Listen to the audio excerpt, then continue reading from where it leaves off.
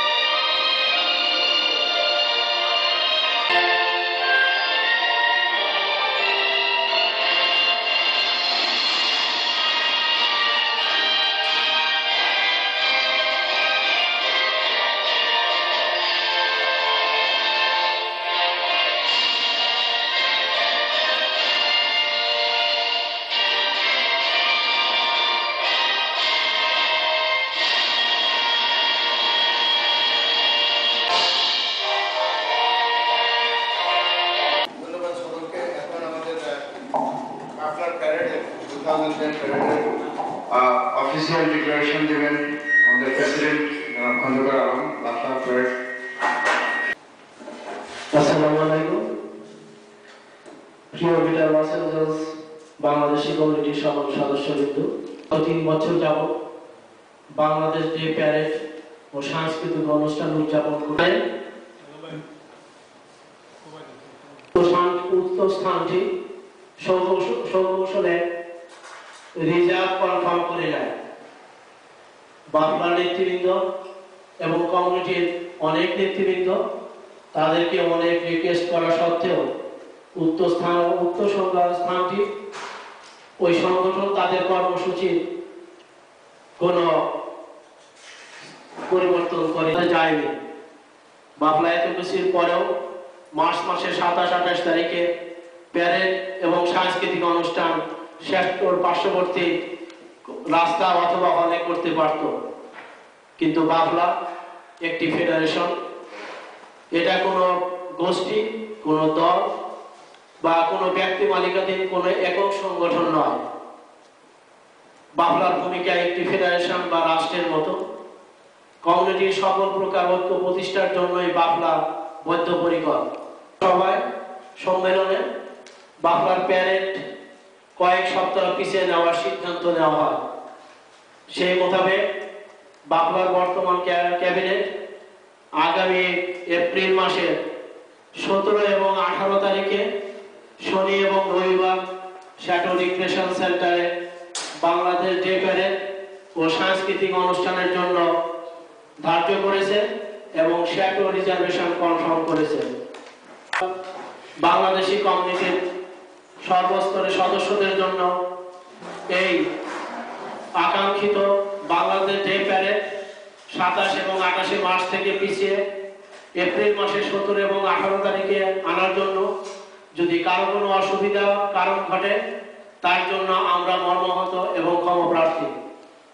আপনাদের সকলের প্রতি আমাদের বিশেষ আবেদন রইল এই যে আসুন আমরা সবাই মিলে বাংলাদেশ স্বাধীনতা দিবস উপলক্ষে আয়োজিত আগামী এপ্রিল মাসের ১৭ এবং ১৮ তারিখ শনি এবং রবিবার বাংলাদেশ ডে প্যারেড ও সাংস্কৃতিক অনুষ্ঠানকে সাফল্যমণ্ডিত করে তুলি এবং বাংলাদেশি কমিউনিটির একাত্ম এবং শৃঙ্খলা প্রতিষ্ঠিত করি।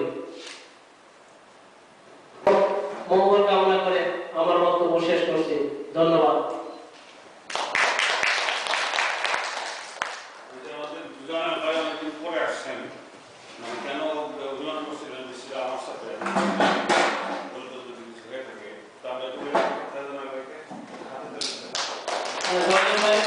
Everything is fine.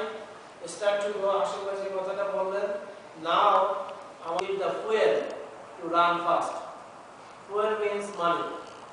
আমাদের বাপরা গত বছরের যে খরচ হচ্ছে তার চেয়ে এবার 10 থেকে 12,000 টাকা বেশি যাবে, যেহেতু লস অ্যাঞ্জেলস সিটির কোনো বাজেট নাই, আমাদের স্ট্রিটে করতে হইতেছে, তার জন্য আমাদেরকে এই টাকা পে করতে হবে।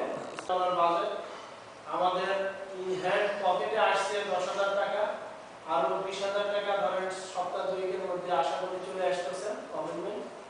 এখন বাকি টাকা অবশ্যই একটা সুন্দর আলামত, মানে যে ছিল আগের যে আলামত বা যা ছিল এভরিথিং ইজ ওভার। আমরা সুন্দর দিন শুরু করছি এবং আমার মনে হয় সূচনা যেমন আজকে জয়নাল ভাই আসছেন, এই অর্থনীতির একটা বড় ধাক্কা ওনারা দিতে পারেন, ওনাদের মতো লোকজন আরো যারা আছেন বিভিন্ন আঙ্গিকে চেষ্টা করা হচ্ছে। এই ফান্ড রেজিং এর মেইন কাজ হলো এখন টাকা দরকার। আমাদের যত বেশি টাকা দেওয়া হবে আমরা তত বেশি অনুষ্ঠানকে সুসজ্জিত এবং কালারফুল করতে পারবো। আমাদের সব প্রযুক্তি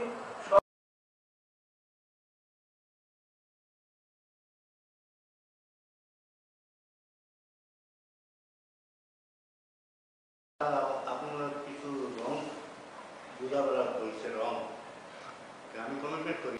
এবছরও কিন্তু আমরা সে সমস্ত জায়গাতে হানা দেওয়ার চেষ্টা করেছি, কিন্তু সেখান থেকে আমাদের একটা রেজাল্ট আসছে যে আমরা তো আমাদের 100 টাকা দিয়ে দিয়েছি। এখন আমরা 1500 টাকা তুলতে গিয়ে আমাদের ওই জিনিসগুলো ব্লক।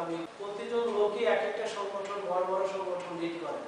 তো প্রতিটা সংগঠনকে আমরা তো প্রতি সংগঠনের লোকদেরকে বলতে পারবো না, আপনারা আপনাদের নিজস্ব দায়িত্বে প্রতি সংগঠনে কি করা হবে, একটা প্রাইস করা হবে যে যেটা গতবার করা হয়েছে যে সংগঠন সবচেয়ে বেশি সংখ্যক লোক নিয়ে একটা কালারফুল প্যারেডি করবে, তাদের সংখ্যা এবং এটার ক্যাটাগরিটা আমরা আগামী সপ্তাহে বলে দেব। সেই অনুযায়ী তাদেরকে রিকগনাইজেশন করা হবে সে সংগঠনকে, এবং আরো কিছু ক্রাইটেরিয়া আমরা বলবো যারা অবশ্যই বিষয় আর বিশ্বাস আপনারা করবেন, কিন্তু আমাদের হাতে সময় খুব কম। এই এক সপ্তাহের ভিতরে আমাদের ফান্ড কালেক্ট করে অনেক কিছু করতে হচ্ছে এই জন্য। আচ্ছা, এগুলো আসলে তো আমি অনেককেই দেখতে পেলাম, সবাই আমরা বন্ধু মানুষ, let us have the same temperament. আমরা যদি সবাই একই ফিলিংস থাকে, will be able to stand for each other. এটাই বলতে চাই, আজকে কিছু বলতে চাই। আর আপনাদের সাথে থাকতে পারলে সহযোগিতা বা যদি কিছু করতে পারি অবশ্যই করতে পারি। আজকে আমি শুনি